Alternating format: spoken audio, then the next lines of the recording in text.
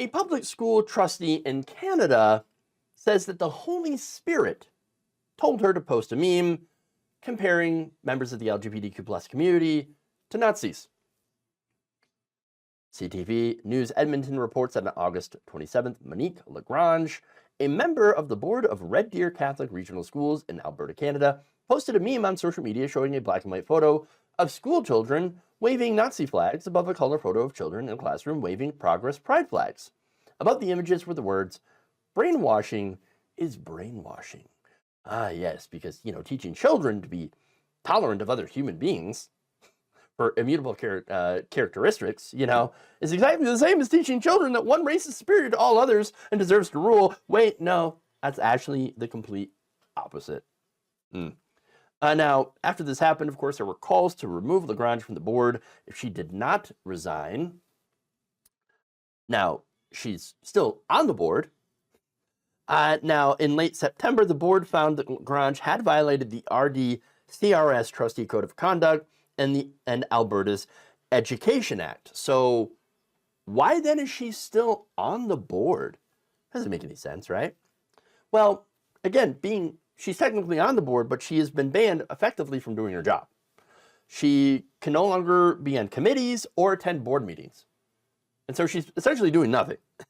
So now, the reason I guess that they're, not firing her outright is they're giving her a chance to apologize, which is very Canadian of them. Oh, no, we're just gonna let this go, okay? If you just apologize, okay? That's all you gotta do. Apologize, and then everything will be square. You can go back to work, okay? Now, and in addition to an apology letter, she's also been ordered to complete a sensitivity training about the Holocaust and LGBTQ plus discrimination, and will not be able to represent the board in any official capacity until she does so. Hey, fair. That said, what is her response to it? No. I'm not going to apologize. In fact, I apologize for nothing. I concede nothing. That's her response, okay? Now, earlier this month, Lagrange's lawyer, James Kitchen, I'm not kidding, said the reason that she has refused is because she feels that she didn't do anything wrong. Oh, her argument is that the meme that she had posted wasn't really about the LGBTQ plus community. No. Instead, she says, it's about indoctrination through the UN, yes, the United Nations, which directly correlates to World War II and Nazism, and says it is about the agenda of the United Nations and Planned Parenthood, which is an attempt to sabotage our youth's identities and destinies and hijacks the LGBTQ community's original mandate. What? None of that makes any sense. That has to be like the combination of 4 different conspiracy theories kind of jumbled up into one. It's the UN. They're hijacking the gay community, trans community, all that. And throw in Planned Parenthood too, because they're bad. Now, she added that the pride flag is being used to silence people. Interesting. Children being kicked out of school and people are being fired, which is antithetical to the trustee's religious beliefs, and that the cancel culture is not what is good, lawful, appropriate, or democratic. But she's not done yet. Oh no, this is the best excuse, right? She then claimed that she was instructed by the Holy Spirit to post the meme, and that this is something that she should do.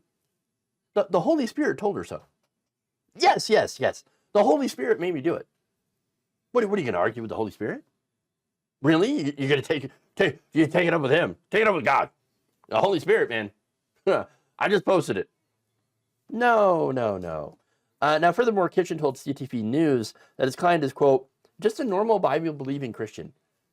I can guarantee you that is not the case. Normal Bible-believing Christians don't act like this. I know quite a few of them. In fact, I know quite a few progressive, Bible-believing Christians who are completely fine with pride flags, who have no issue with that, and think this lady's nuts. So now she says, when she's considering something, she prays about it, which is what Paul says you should do in the New Testament. And then she received the affirmation she was seeking, so she did it. Now, look, religion is when you talk to God, right? Well, mental illness is when God talks back. I'm just saying, if she received the affirmation, it's probably because it came from herself. All right? She gave herself the affirmation and said, well, I think it's the Holy Spirit. The Holy Spirit just happens to agree with everything that I've already believed. All my preconceived notions. Who would have thought? Holy Spirit, what are you going to argue with that? Now, there's more. Kitchen added that Lagrange is steadfast in her refusal to apologize and would likely refuse to take part in the required sensitivity training as well, describing it as quote-unquote re-education. Maoist struggle session type thing where her mind is changed and her brain is washed. Oh no, changing my mind by getting empathy. Empathy and understanding. No. Can't let that happen. Wow. Quite the double down. Now, think about it though, right? Learning about why calling members of the LGBTQ plus community, calling them Nazis, right, is not only learning about why it's not historically accurate because the LGBTQ plus community was targeted by the Nazis, but also learning about why it's incredibly harmful, to make that comparison. Somehow that is the same to her as brainwashing. Again, learning history and empathy to her is apparently communism. Pink-haired communist. Oh boy. So look, I think to me, I think that she's already been the recipient of some pretty severe brainwashing from her own religious sect. Yeah. Now, thing is, as I mentioned before, you don't, being a religious person, believing in a religion, believing in a higher power, that is not antithetical to believing in LGBTQ plus rights or being LGBTQ plus yourself. I mean, the only thing that they do is they love to cherry pick one passage from Leviticus, from the Old Testament. Now, they do that while ignoring all the other rules. Things like, I don't know, not eating shellfish because it's unclean, and not wearing mixed fibers because of whatever reason. But we'll just take that out while you're wearing a polyester, blouse. No, come on. Do they make blouses out of polyester? No idea.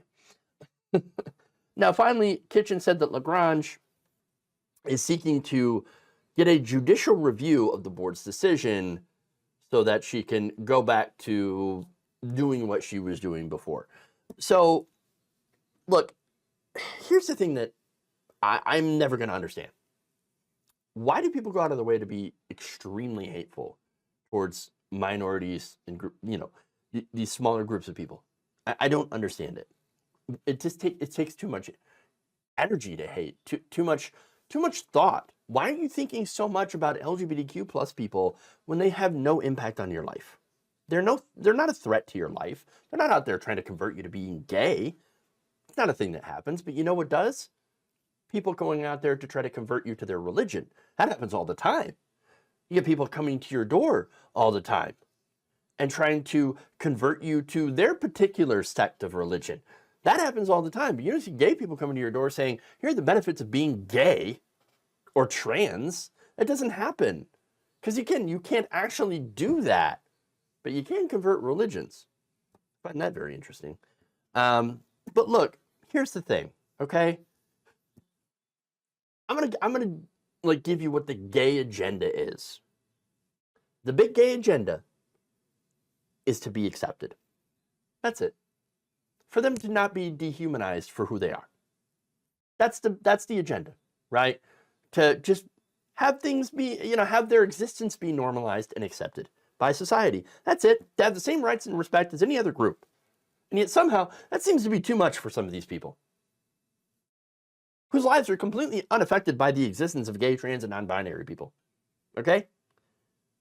Do you not have anything else to worry about? Is your life so boring that you need to have, trans people, gay people live in your head rent-free?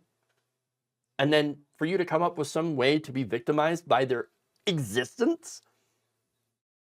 Why is it that you were more outraged by pronouns than poverty? I don't understand it.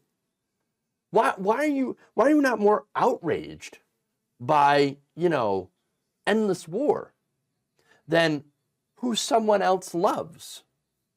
Why? Why choose the most inane things that don't affect you to be outraged about, to put all of your energy into? Why?